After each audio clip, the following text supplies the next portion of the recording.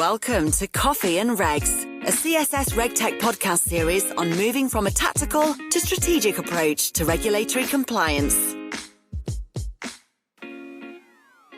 Hi, this is Natalie Silverman for CSS. Welcome to our next episode of Coffee and Regs. We're closing out Cybersecurity Awareness Month by discussing cybersecurity training, education, how to recruit talent and diversity in cyber, and why compliance and cybersecurity are synonymous. Please welcome CSS's Director of Cyber IT Services, Yerzak, and Founder and Chief Cyber Strategy Officer at CyberVista, Simone Petrella. Good morning, EJ and Simone, and thanks for sitting down for Coffee and Regs. Hello, this is EJ Yerzak. I'm excited to be joined today by Simone Petrella, CEO and founder of CyberVista. How are you doing today, Simone? I'm great, EJ. Thanks for having me. Very excited to have you here. As we get into talking all things cybersecurity, you certainly have a lot of expertise in this area. Very excited here to pick your brain, not just about cybersecurity in general, but really the topic of cybersecurity training and the importance of cyber training in the workforce. Before we get into that, though, can you tell us a little bit about CyberVista and what you guys do there? Yeah, sure. So CyberVista is a cybersecurity training and workforce development company, and we focus on an employer-driven approach to training that really focuses on taking a data-driven and metrics-driven approach to how we approach training. So the idea is that just like you would measure efficacy of a cyber program by measuring performance and data, you should and can do so when it comes to your people as well, especially as more and more folks are dealing with the shortage of qualified talent in roles or have recognized the need to kind of upskill and get people ready for those roles. You need to have an understanding of the starting point where they are in order to finish it. And so CyberVista was founded on that premise, as well as a bit of my own experience having been in the cybersecurity industry for the last 15 years. So in many ways, this is a passion project to solve a problem that I had when I was on the operational side of the cybersecurity challenge.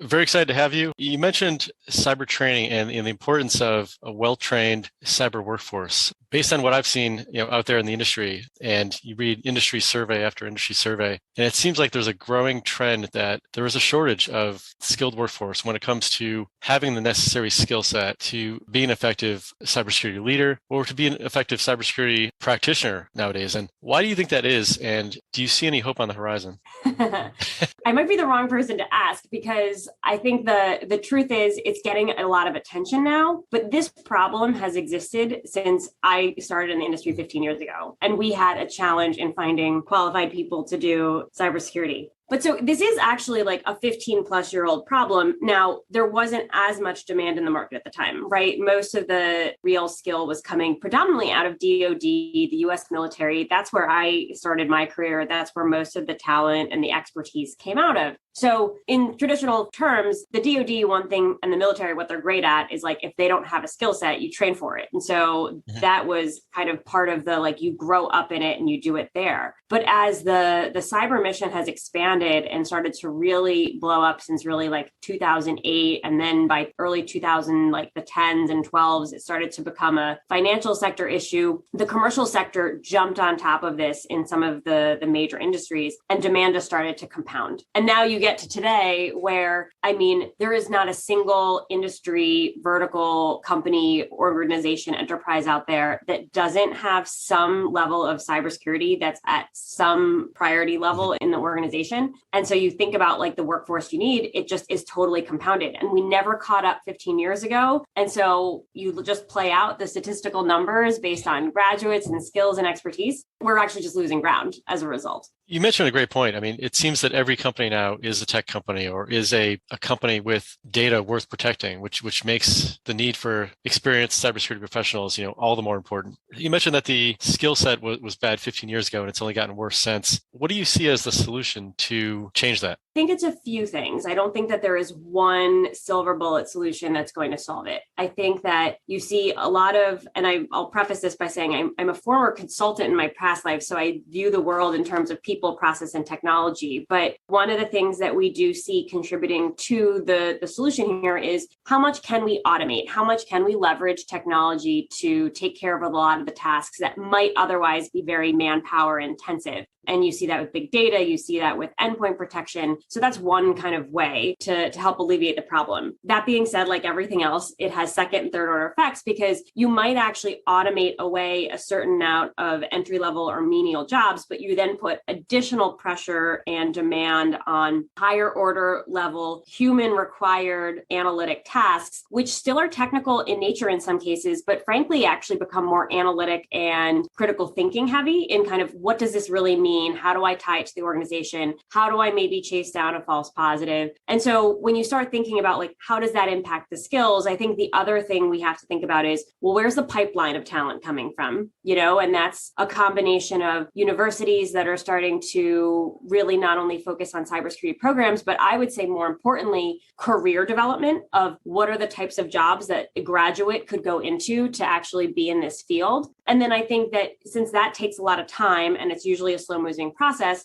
it's also incumbent on employers to actually say, if we can't wait for this talent to get created externally, we are the ones at the cutting edge of what jobs, roles, responsibilities we need people to perform. So what can we do to identify existing sources of talent in other parts of our organization, or maybe take a risk on more entry-level talent and take a longer term approach to how do you actually upskill them, understand where they are, and come up with a deliberate and intentional people strategy that actually kind of meets your organizational goals. So that includes, then there's a process that's kind of included around that too. So I think you have to think about that kind of what you can do along those three lines and understand that there's some levers that we should be pulling internally, and then there's other things we should wait externally. Anytime anyone comes to me and says the solution is like waiting for the more talent to get created, there are some great programs out there that do attempt to do it, but every single one of those programs every graduate or every person coming out of them tomorrow could be available, and it's still not going to fill this 460,000 person gap. So it's not enough.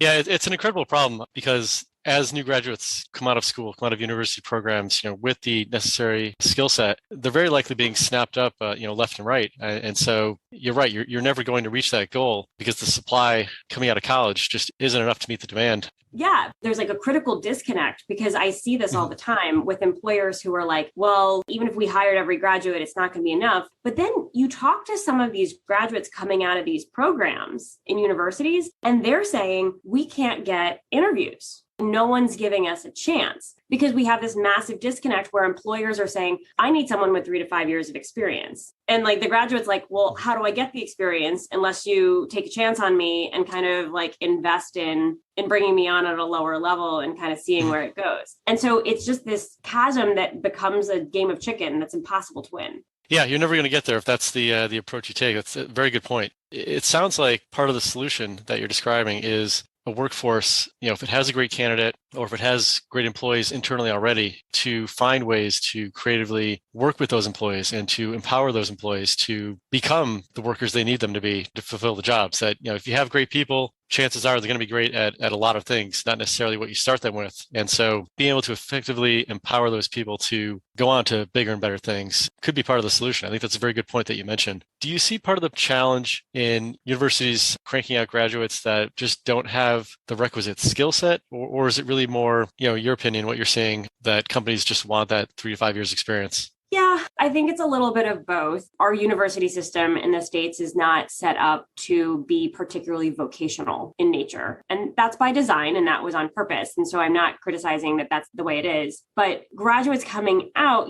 those programs, especially if we talk about the advent of cybersecurity programs, and it's worth saying, even when I got into cybersecurity, that wasn't a degree you could pursue. There was no cybersecurity master's or even an undergraduate degree in cybersecurity. So I think that the graduates coming out of those programs, the universities don't have the real latest and greatest information on what are the new jobs that have evolved in the last 5 years. And it takes so long for curriculums to get built out and approved that by the time they do, the landscape has changed. So I think that that's kind of a fundamental off-balance dynamic between what employers are looking for when they say they want a job-ready workforce. And universities are not traditionally designed to just pump out people. That is a vocational type of approach. And that's not how our university system, even our community colleges, aren't necessarily always structured that way. So I think that that's one of the big challenges is we're kind of looking to universities to solve a vocational vacuum void that they are not traditionally designed to fill. That's true because, there are a lot of things, a lot of aspects of cybersecurity, whether you're talking about protection and prevention, on the front end, or whether you're talking about, detection and incident response on the tail end. There are a lot of skills that, unfortunately, you learn in the field. You learn by actually doing things and not just by sitting in a classroom. You learn by obviously understanding the theory behind these concepts and understanding, what they mean and why they're important. Actually going out and applying those concepts immediately after you learn those concepts, I think is very critical. So I agree with you, Simone. I think having universities perhaps alter their approach in combination with, workforces just employing more creative solutions to train their existing workforce, maybe we can get there. It's going to take some time though, for sure. It's you're turning a ship here. And you brought up a really important point earlier when you talked about employers who have current populations of people that know something. I think one of the things that often gets lost for those of us in the cybersecurity industry, but at the same time is one of the great fallacies of the cybersecurity industry, is that it doesn't matter what business you're in, what problem you're attaching to, because the principles of security are the same. And that is true on a technical level. However, at the end of the day, like everything else, you have to put your initiatives in the context of the business that you're supporting. That's one of the hardest things for employers to gain expertise and kind of long-term exposure into, right? It's great. You want someone who knows how to do endpoint protection and network monitoring and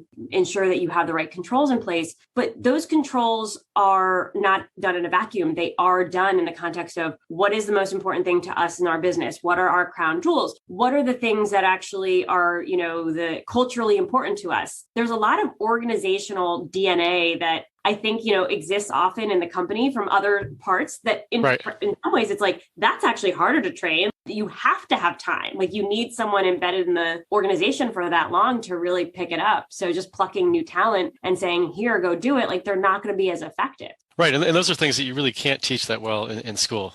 Things like firm culture. Those are unique to each organization and perhaps bolsters the argument that you made that leveraging the talent that you have by training your workforce for the skill sets that they need is critical. I know that a number of law schools even now are starting to toy with the idea or enhance their existing offerings to come up with a cybersecurity law degree or a cybersecurity program or certificate course as part of their legal education. You're absolutely right. When we came up through the ranks here, there wasn't cybersecurity as a degree that you could enroll in. We are playing catch up, unfortunately. That being said, I was wondering if you can comment on perhaps what you're seeing out there in the industry in terms of, an up and coming workforce being more diverse, racially diverse, gender diversity. I know that when I was coming up through some of my initial career in cybersecurity, it was historically a very male-dominated field. And I read an article recently, there are more women in college now than men. And so I think the tide is certainly turning quite a bit. Yeah, it's funny because I have the same personal experience. I chose to go work in the Department of Defense, and then I decided to pursue what was then intelligence support to computer network operations. So I did not grow up in this industry exposed to a ton of diversity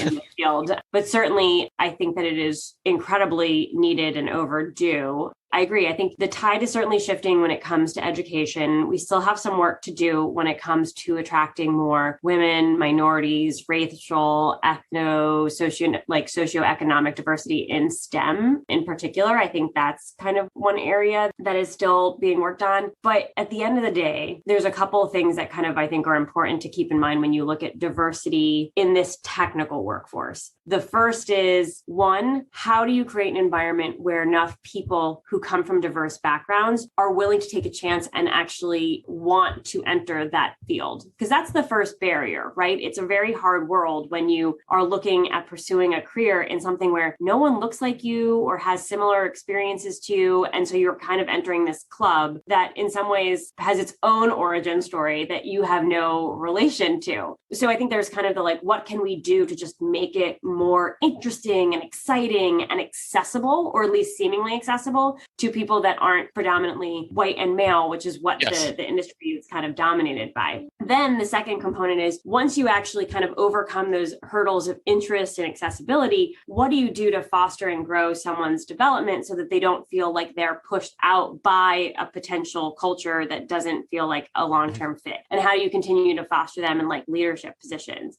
And that's where I get really heartened to see when you talk about lawyers and law schools looking to integrate cybersecurity into some of their curriculum, the reality is that no matter what you choose to pursue as a degree or a field of study, cybersecurity is a component of almost any role right now. You could go into being a software developer because you want to write applications, but you need to do so securely. You could want to go into audit and compliance or do organizational consulting, but you have to think about what is that actually going to optimize, because this company is entirely networked and therefore, vulnerable to cybersecurity or to cyber attacks. And so what I think is encouraging in diversity is when you think about how many pools of backgrounds and experiences we could pull from to actually kind of inculcate into the cybersecurity ecosystem, it's actually much broader. And so I think one of the first ways, I know this is something I did from my first years in the DoD, is I was always very keen to hire history majors, biology majors, journalists. I loved hiring people with journalism degrees. Actually, even people who had either been to law school or,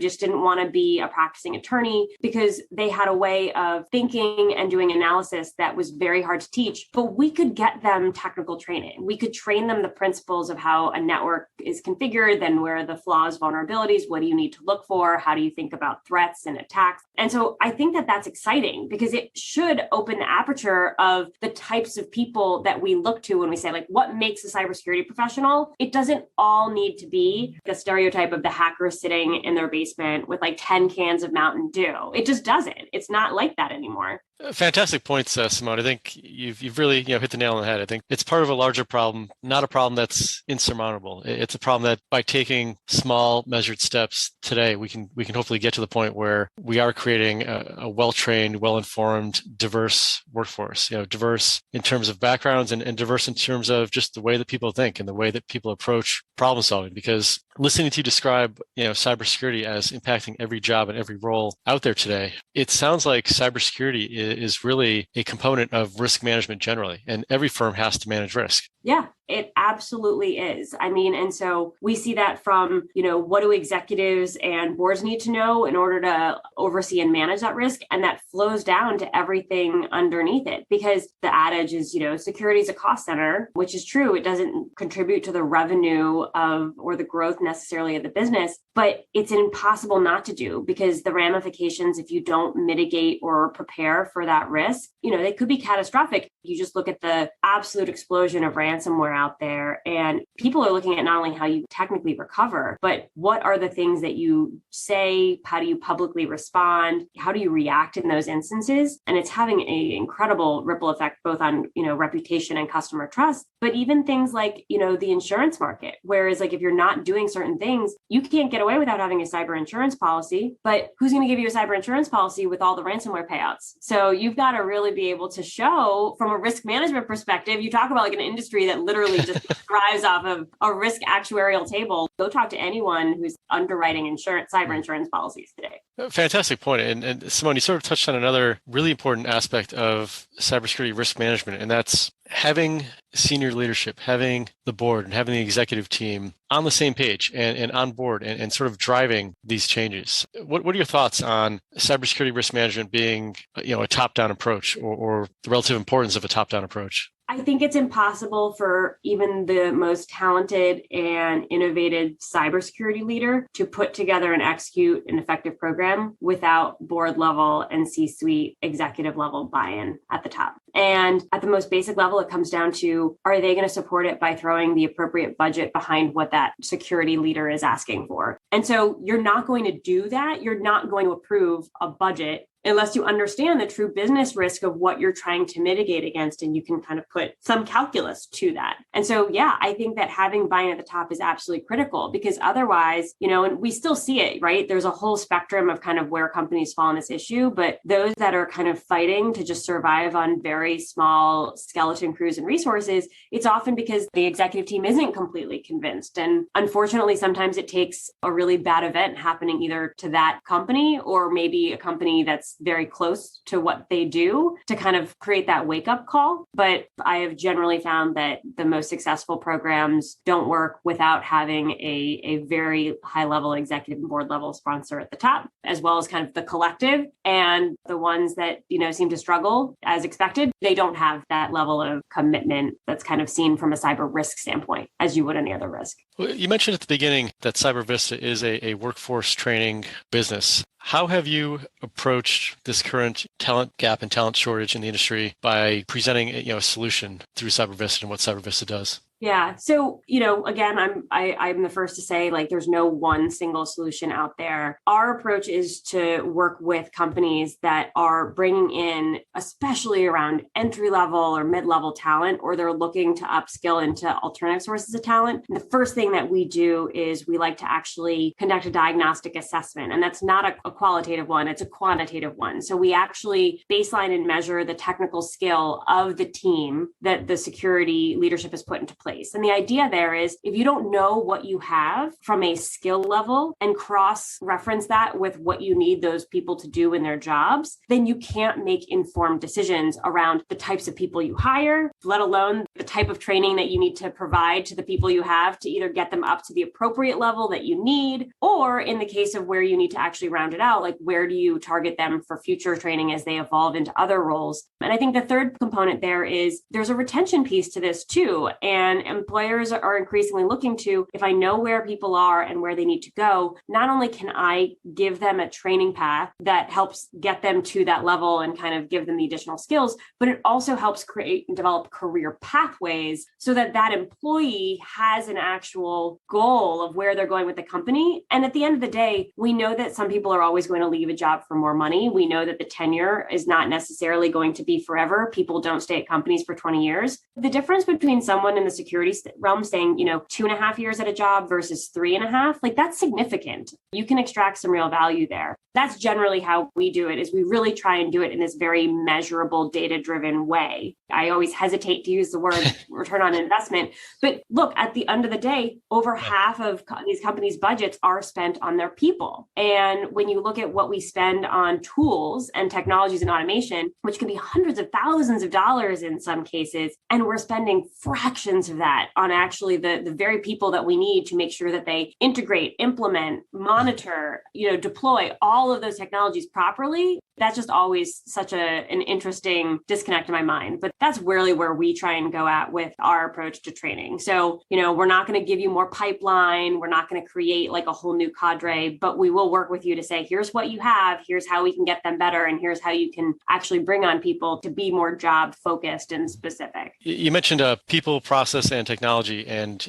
you're absolutely right. It's the importance of addressing all three of those, not just putting a firm's budget entirely in one basket. It's got to tackle all three to be effective, to have a chance at being effective, and to have a chance at solving the problem. I absolutely agree with you as well on the importance of metrics. If you don't know where you start, how do you know where you're going, where you're trying to get to, and how do you measure that return on investment? I'm a numbers guy myself. Knowledge is power, and I always feel more informed and more knowledgeable about what I'm trying to accomplish if I can benchmark where I've come from and how far I am to my goal. With that mantra, knowledge is power. I really appreciate you sharing your knowledge with us today, Simone. Thanks, Simone and EJ, for the insight into how you like your regs in the morning. For CSS, this is Natalie Silverman. This has been another episode of Coffee and Regs, a CSS RegTech podcast series. Make sure you catch every episode by subscribing to our podcast on www.cssregtech.com or through your podcast platform of choice. Thanks so much for tuning in. This podcast is brought to you by Compliance Solutions Strategies and is for general information purposes only. All rights reserved.